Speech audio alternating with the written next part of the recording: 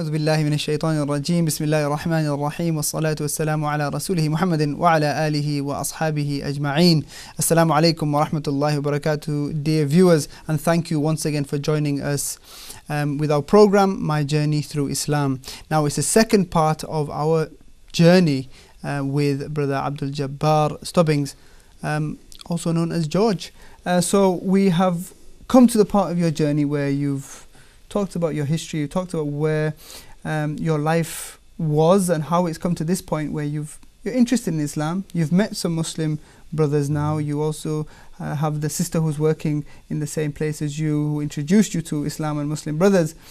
Where did the journey go from there? The brothers started taking me to Jummah, so I sort of sat back and watched how the prayer was done, and eventually I tried it myself.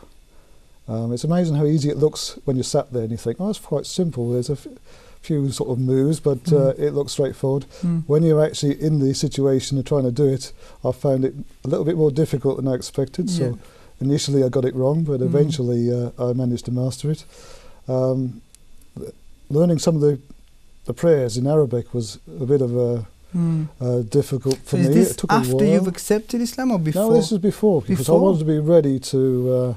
When I took, when I was ready to do Shahada, I wanted to be able to practice from that point on. So I was learning the prayers, how to do the prayers, the Surah Al-Fatiha, and I think one of the Quls. I was learning those. I went along to York Mosque and spoke to Sheikh Jabbar, who was your predecessor. So we had an interesting talk together. So it was all building up and building up. To the point that I thought, there's no way I can turn back now. I've got no option. There was like a compulsion that I had to carry on and do the Shahada. I felt that having learnt so much that I would be wrong, totally wrong, if I then turned my back on it, and I would get punished because of that. I felt I had no option, and that it was my duty, well, not a duty, I had to do the Shahada. Even though I was concerned and apprehensive at the time, because obviously becoming Muslim was going to mean big changes, not only in terms of lifestyle, but also in terms of commitment. The 5 daily prayers I was concerned about, because obviously you have to fit those in every single day, try and fit them around your work and so on.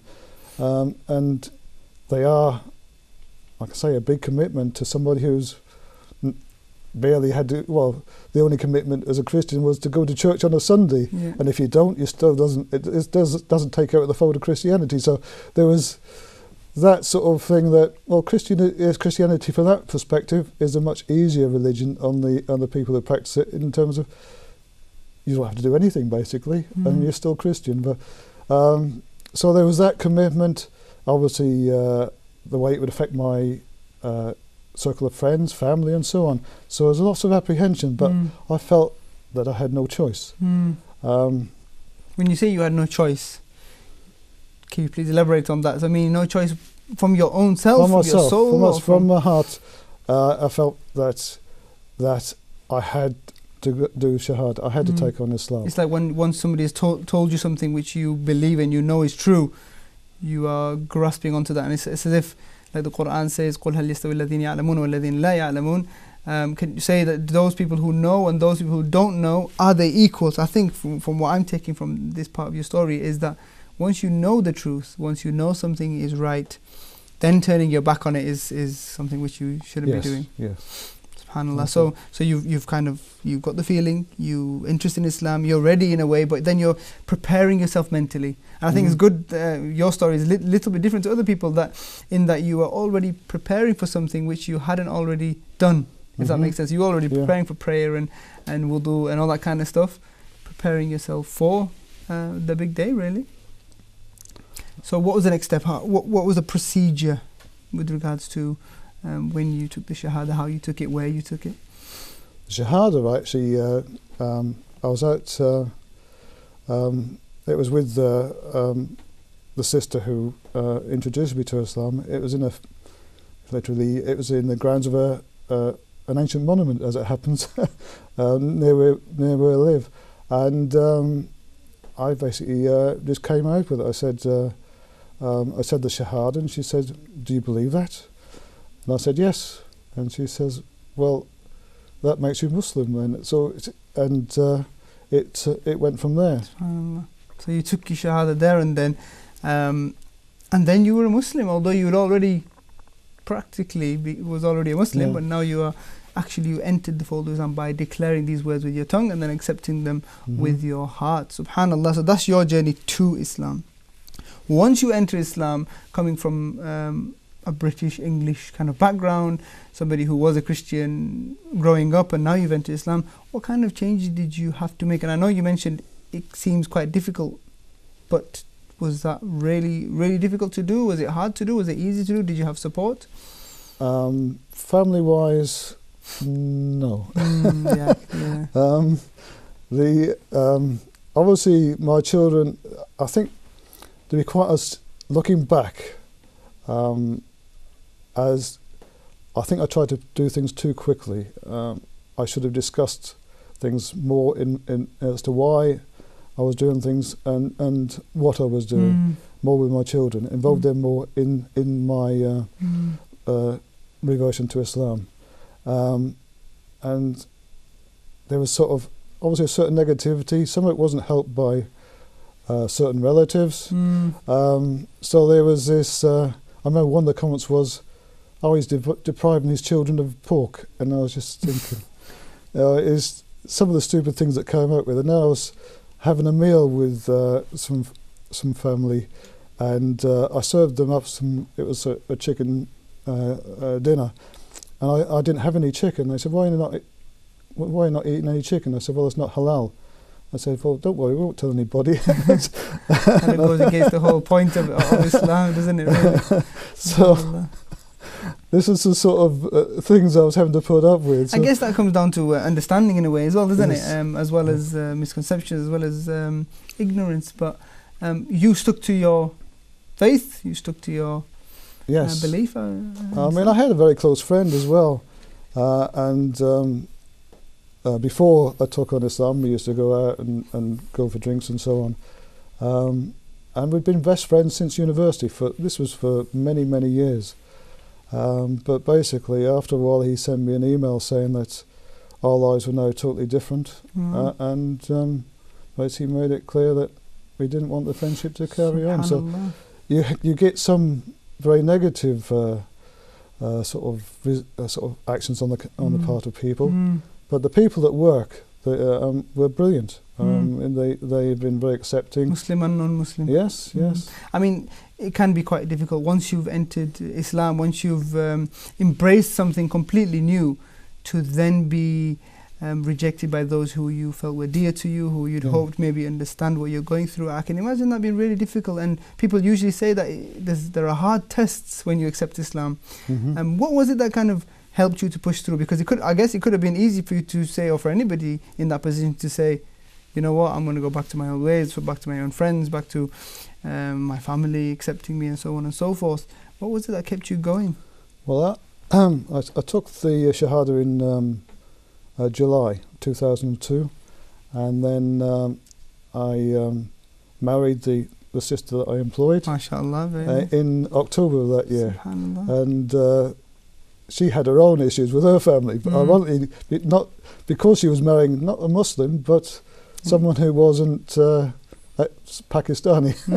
So there was issues, a different type of issues. No. But after that, obviously, it helps to have somebody that basically shares your religion and pray. You can pray with them. That becomes your priority, doesn't it? Yes, and it's as I think there's a hadith that says, if you're going to marry someone who is a good practicing Christian, look at the faith Muslim, basically. Yeah, the most preferred thing should be their iman, or should be their faith. Yes. So I think, although some people may think, okay, what's happened here is an English person married a Pakistani person, but instead of looking at the cultures, what we should be looking at as Muslims is a Muslim person has married a Muslim person, and they've come together for the sake of Islam, for the sake of Allah. And in a way, it was through this sister that you were introduced to Islam. So there's already a connection for the sake of Allah subhanahu wa ta'ala, and to make it halal, to make it proper. You did the right thing in the eyes of Allah subhanahu wa ta'ala. What we'll do is we'll stop you there, inshallah, and we'll go over to a break, and we hope that you can join us for the second part of today's program with Brother Abdul Jabbar, and inshallah we'll see you very soon.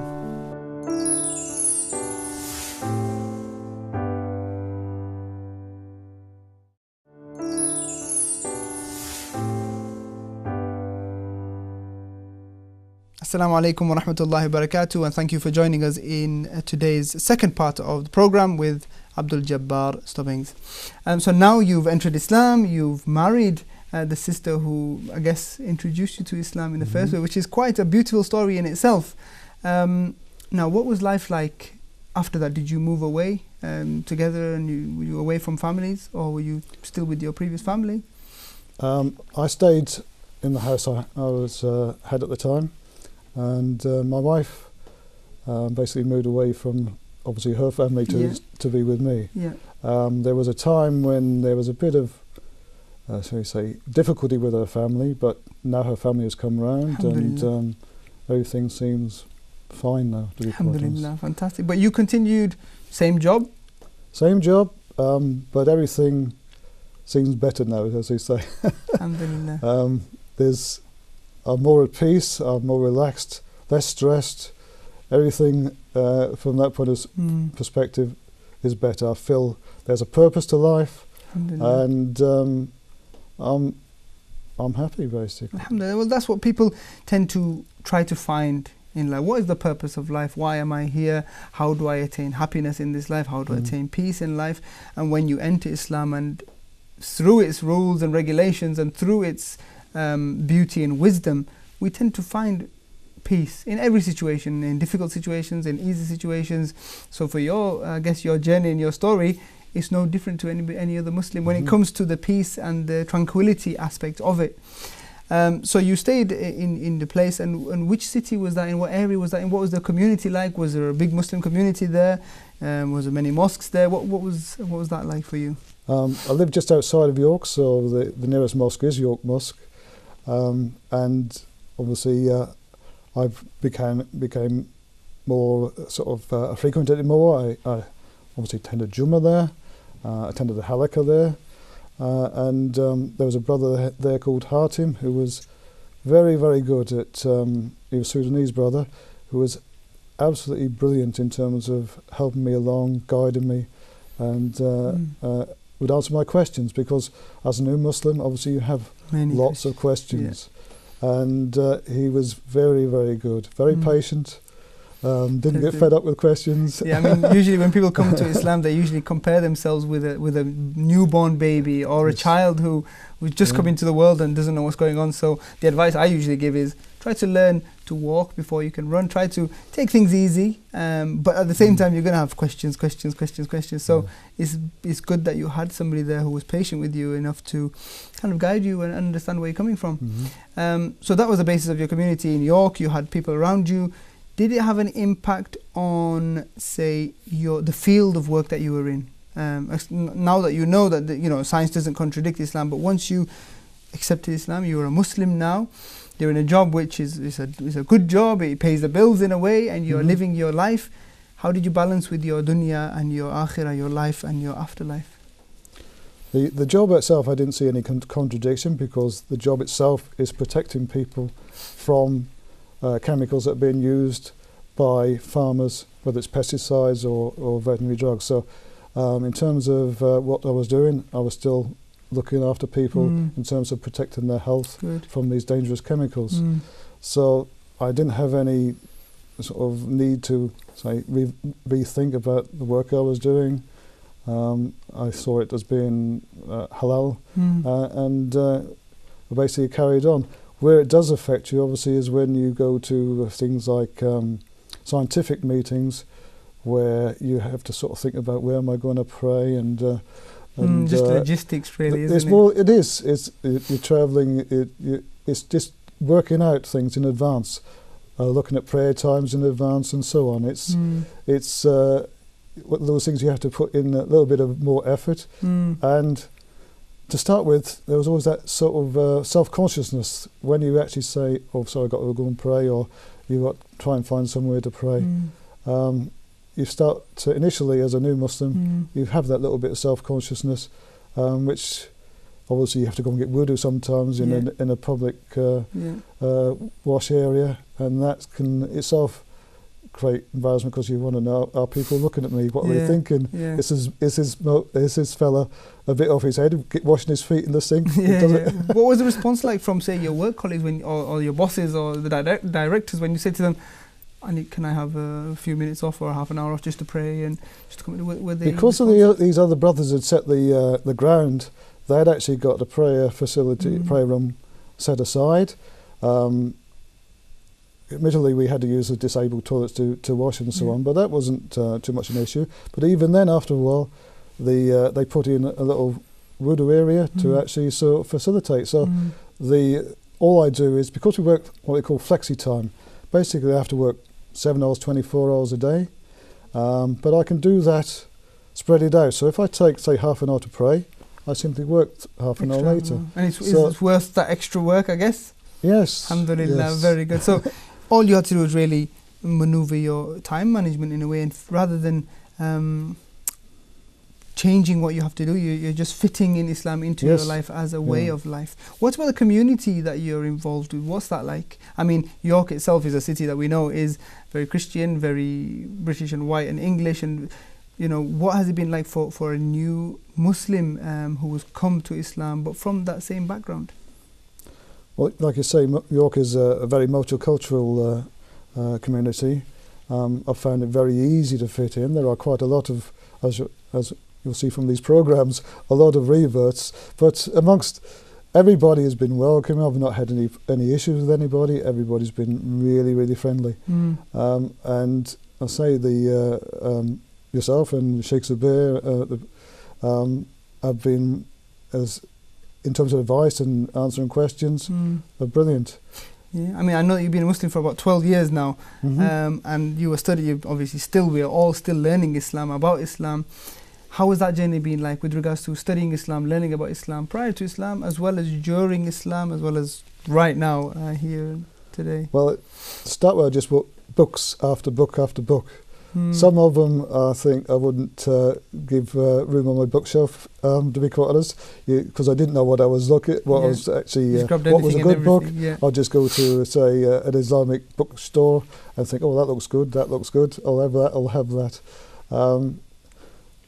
The thing I've been more interested in sometimes is with the fiqh, so I've looked at, say, fiqh or sunnah, to actually try and understand some of the principles. I've put, Harton recommended, Reliance of a Traveller, The Distinguished Jurist Primer by Ibn Rushd. So I did actually look at some of the background. I've bought Hadith, Bukhari and Muslim to actually look through. So I've got books to read. I looked at the 4 madhabs because I wasn't sure what I knew it was Hanafi, or that was the brothers introduced me to Hanafi fiqh. But I was just curious what the difference was between them. So I've over the years I have studied as much as I can. It's time permitting, I will carry on. I mean, you're an academic guy, so you must be reading and reading and reading anyway. So that's fantastic to hear. And now you're, mashallah, you're Muslim. You're married to a Muslim family. Your child is Muslim. Your community itself, are you involved with the mosque? Are you part of the community there? Well, just recently, this is my second term, I was asked to be secretary on the mosque committee, and I accepted that. Alhamdulillah. I was told it would only be a couple of hours, a few hours at the weekends, but that seems to have been grown and grown and grown. Alhamdulillah. So there's a lot, obviously, involved in, because of all the fundraising we're doing for the new mosque. There's a lot of work involved in correspondence with that, but also because I have a scientific background, I work a lot with databases and Excel and so on. I've been involved in some of the accounts in terms of tracking donations and so on. Fantastic. So you're bringing your skills from your academic and work environment into your mosque, obviously voluntarily. And this is, I guess, something you do in your free time. And just thinking back, when you look back from your story, imagine where you were, say, 15, 20 years ago, or even just before you accepted Islam, through your journey to Islam, and here and now. What kind of advice, just to finish off with, what kind of advice would you give to people who are maybe in the science field, maybe who are thinking about Islam, maybe who have friends or family who are either thinking of accepting Islam or who already have accepted Islam, or maybe going through difficult times? What would you advise, would you give just to kind of keep going? I'd give anybody the advice that find out about Islam from an authoritative text. Don't read the biased text by people who are sort of Orientalists or whatever, but get something which is totally unbiased. You'll find that some of the reverts do very good backgrounds on Islam. There's even one I got recently called Islam for Dummies, and I found that to be quite a good read in terms of it explains things, it gives you an understanding, and the more people that understand about Islam and its principles, the more less we'll have of the Islamophobia and the antagonism.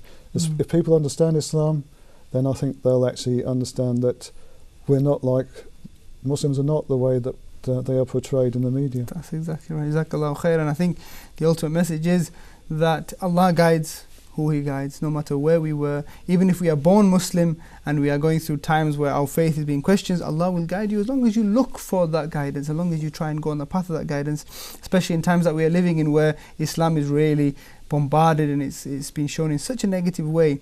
If you look for what is the truth, you will find the truth, just like yourself, Brother Abdul Jabbar, has found the truth. And we thank you for your time, and we'll ask the viewers to, inshallah, we hope that you will join us once again for another episode. But for today, we'd like to say Assalamu alaikum wa rahmatullahi wa barakatuh, and thank you for watching.